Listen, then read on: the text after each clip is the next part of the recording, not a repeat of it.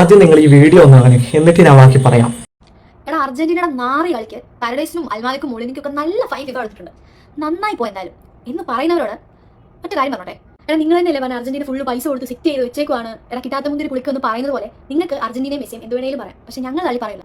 കാരണം Sergio Ramos അല്ലെ പെപ്പെ ഒക്കെ ഇതിനപ്പുറം വയലൻസ് കാണിക്കുമ്പോൾ നിങ്ങൾ അതൊക്കെ മാസ് ബീജ് ഒക്കെ ഇറക്കി മാസ് മരി ആക്കും. നമ്മുടെ സെക്കൻഡ് ചെയ്തപ്പോൾ അത് ഷെയിംലെസ് ആക്ട് ആയി അല്ലേ. ഞങ്ങൾക്ക് മിഡ്ഫീൽഡ് സ്റ്റേബിൾ ആയിട്ട് നിർത്തി മുതലാണ് പരവസം. നിങ്ങൾ എന്തൊക്കെ പറഞ്ഞാലും ഞങ്ങൾ നിങ്ങളുടെ ടീമിനെ കള്ളി പറഞ്ഞിട്ടില്ല. അതിപ്പോ ഇസാൻഡോ മാർട്ടിൻസ് പറഞ്ഞ പോലെ ഒന്നിങ്കിൽ ബോൾ ഡി ബോക്സിനകത്ത് വരും, അല്ലെങ്കിൽ ബോൾ കൊണ്ട് വരുന്നവൻ മാത്രം രണ്ടും കൂടെ ഒഴിച്ചു തരണം. അപ്പൊ അത്രേ പറയാം.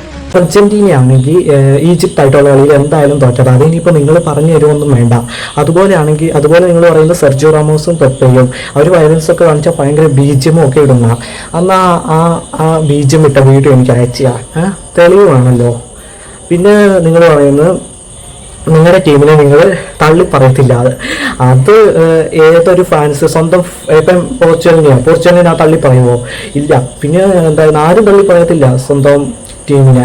എന്താ ബുദ്ധിയില്ലേ ചിന്തിക്കാൻ? പിന്നെ നിങ്ങൾ ഈ വീഡിയോ റിയാക്ട് ചെയ്യുവാണെങ്കിൽ നിങ്ങൾ പ്രൂവും കൊണ്ട് വന്നാൽ മതി.